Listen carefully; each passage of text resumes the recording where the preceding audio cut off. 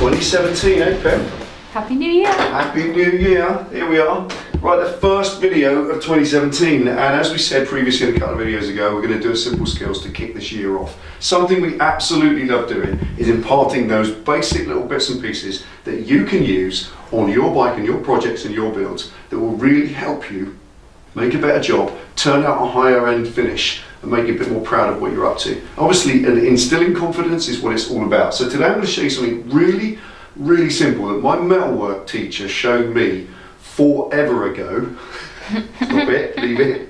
And honestly, I've kept it ever since. I've used it loads of times. Now, what it refers to is rust-proofing metal in a do-it-yourself at home kind of way. Now, we all use bolts, nuts, fasteners and whatnot on our bikes. When you're building anything, when you're fitting anything, when you're modifying anything, you're taking fasteners off and you're putting them back on again.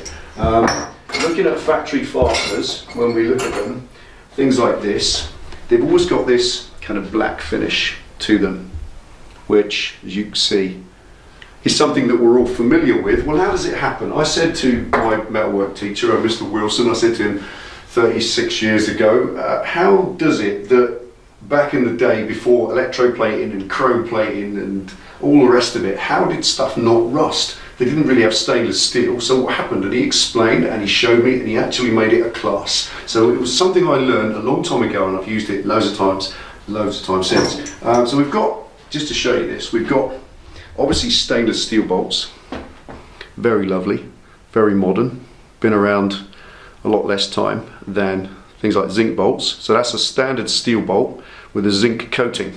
So all the electroplated coatings you can get are not really as good as what we're going to do here today, because this is something you can do over and over again. It costs next to nothing and it means you can use far more cheap and easy to get hold of bolts. I'm going to use this. Now, this is the kind of bolts I mean. You've all seen these black engineering bolts. You might call them engineering bolts, call them what you like.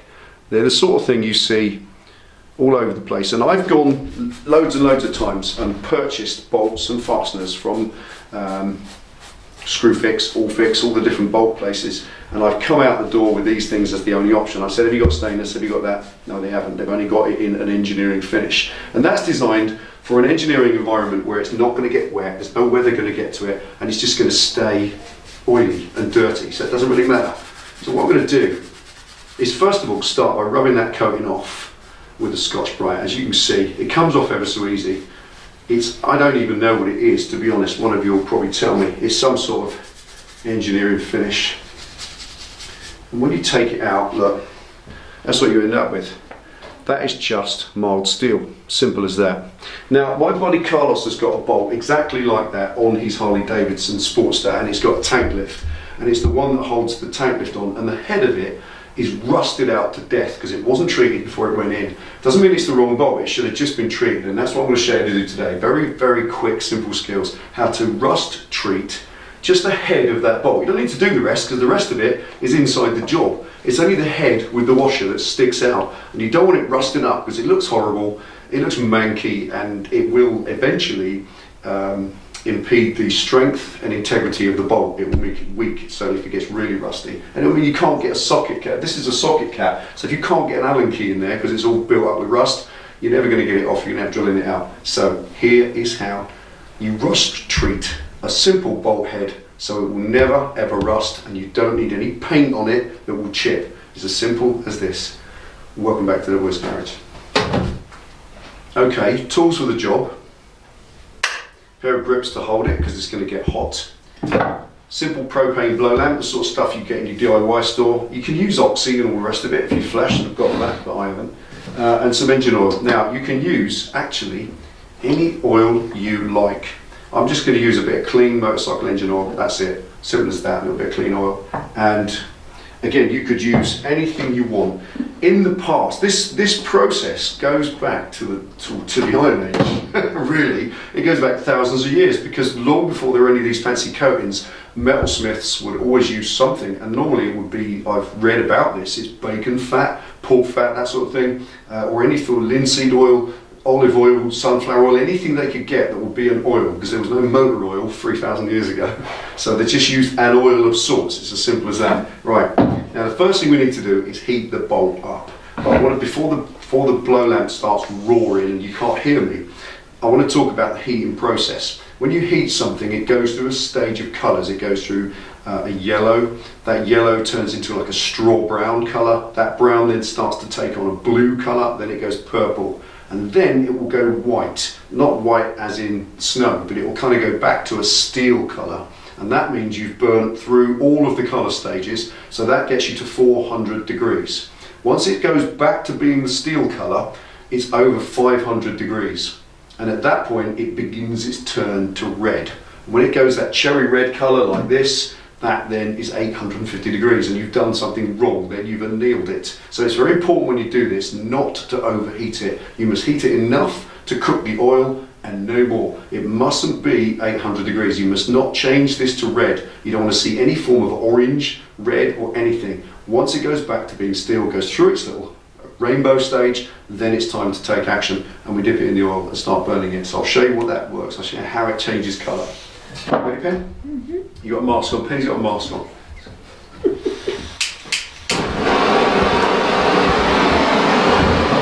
Be closer.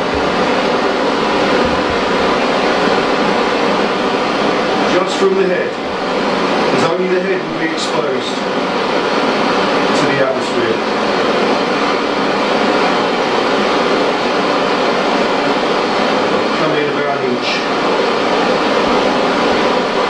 Take a few minutes, or about a minute or so, before it starts to take on the colour. There it goes, like a straw brown. There it is, now we're going blue.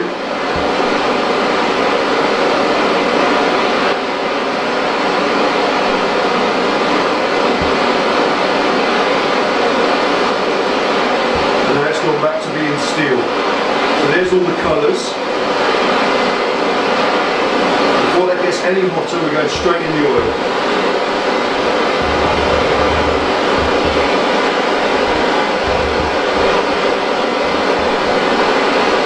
And the trick is to burn it. You want it to actually burn. Like a little candle.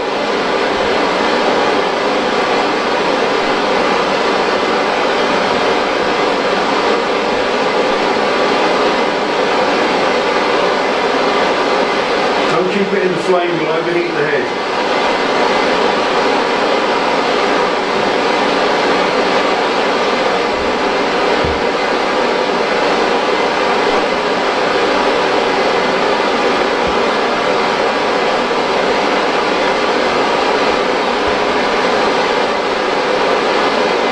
A little bit more.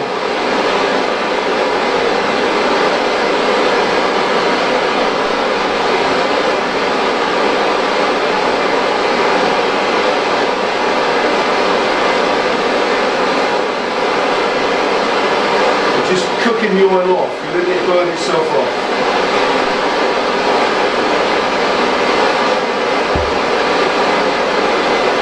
One more.